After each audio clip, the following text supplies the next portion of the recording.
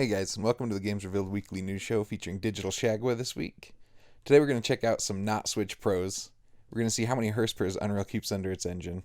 And we're going to start or launch a trend where we have all the Final Fantasy XIV players getting banned from the inns across the globe and banned from servers for playing Stairway to Heaven, even though it says in the terms and conditions explicitly no stairway.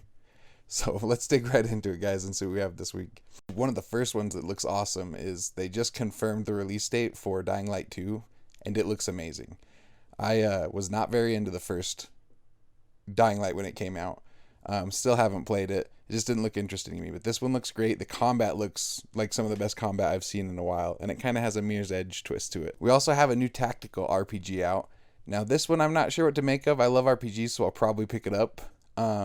But it looks like it's for those guys that like mechs, Gundams, and all that kind of stuff. So if you're into mech fighting and you like tactical style RPGs with grid-based combat, this is probably going to be a game you're going to like. I know it's going to be having a universal, like a global release when it does release, but I got to wait and see on this one. I need more information before I know if that's something I want to get.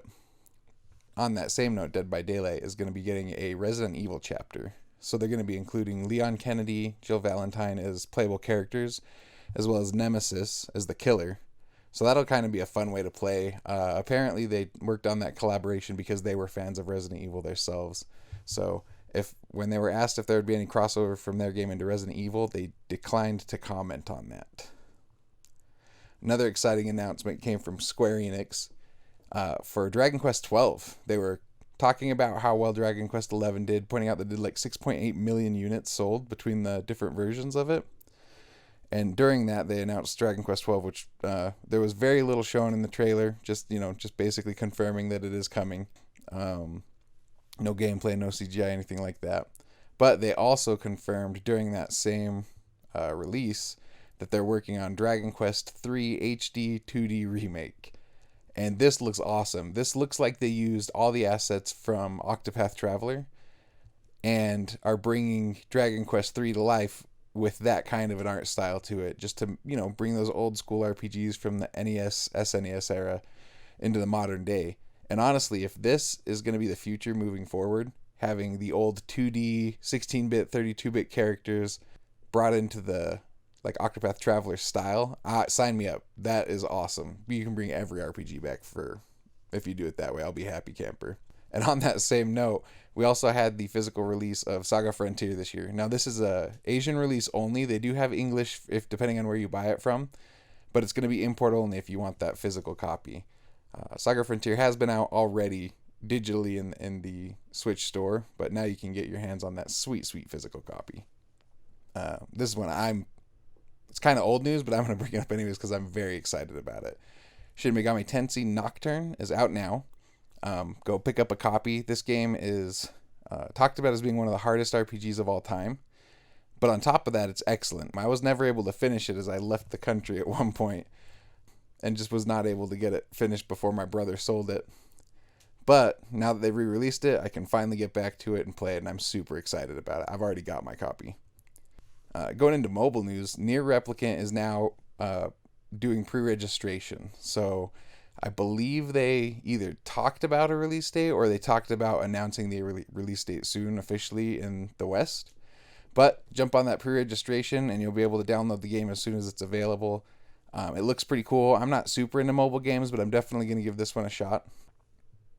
Now, this last bit of news, I kind of lost my mind over. This is for all you Final Fantasy XIV nerds out there, like me. They are collaborating with Fender, and they're making a limited edition Stratocaster that's themed after the Endwalker release that's coming up here. This is going to be a real guitar that you can purchase from Fender. It's going to be a limited release, though, so you're going to have to pre-order it.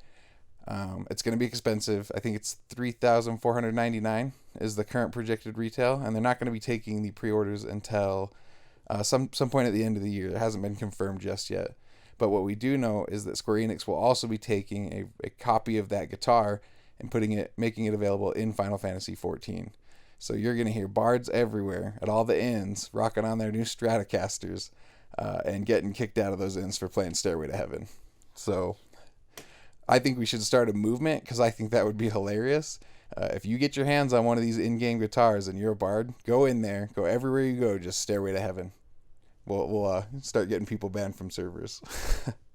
This next piece of news is kind of nice. This is that new Ratchet and Clank game, A Rift Apart, that is available for PS5 and looks incredible.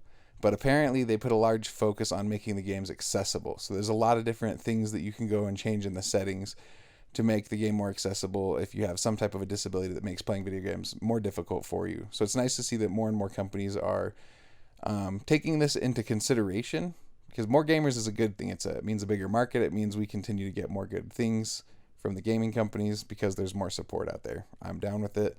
And I think Sony as well has confirmed that at least it seems like on the new console that they're working pretty hard at making things more accessible. I know that there's a couple things in the settings that you can customize right out of the gate to make your console more accessible for you. Now, there's been rumors about Switch Pro coming out or Switch 2, and we all hope it's true because it would be amazing. We don't have that. We didn't get that news. So we're getting a new handheld console that runs a full suite of Windows 10. So you'll be able to play games from your Steam library, GOG, and other websites like that, like the EA one as well. You'll be able to play any of your computer games on your fingertips as long as you're willing to put up with the handheld interface, which for me is always rough. One of the things I love about the Switch is that I can play it on my TV. But this is really good news for PC gamers and people who are just envious that their library of computer games is not available on consoles. Now, this new device actually looks really sweet. It's going to come with a whole bunch of things that actually outclass the Switch quite a bit. This one's got an 8.4-inch IPS LCD touchscreen display. You'll be able to have your choice of a Core i5 1135G7 or a Core i7 1165G7 or the Core i7 1185G7. It'll have 16 gigabytes of RAM standard DDR4, and then you'll have a choice between a 512 gigabyte storage, 1 terabyte, or 2 terabyte, and that will be flash storage. It'll have Wi-Fi 6 and Bluetooth 5 connectivity. And then that rear power button on the device is also a fingerprint scanner, which will be really cool. And then on top of that, you just have accessibility with it with your ports. You've got 2 USB 4 ports, 1 USB 3 Type A, and then a 35 millimeter audio jack and micro SD card reader as well. So plenty of ways to get your games onto your system, store saves and different things, and expand the room on your console. But it should be cool. I know my buddy James is really excited about it. He's a core PC gamer, and he likes the idea of this a lot. But along with this, we're getting rumors that Valve has been working on a handheld console as well. Now, Valve's console is rumored to be called Project Neptune, and that's because someone found some code where they were adding like airplane mode and just some like mobile interface features that kind of point towards some type of mobile device being developed, and then a reference to Neptune along with each of those parts of code.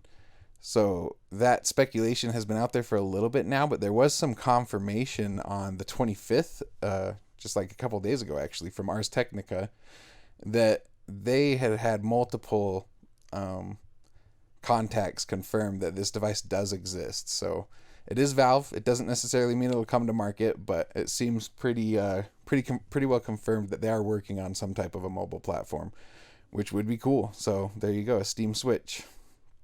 And then lastly, we have something that's not quite gaming news, but I think it fits well here, and it's really exciting to see. But the Unreal Engine 5 has now gone into early access. They've made it available to the public. You can get it on like the Unreal GitHub and a couple other places.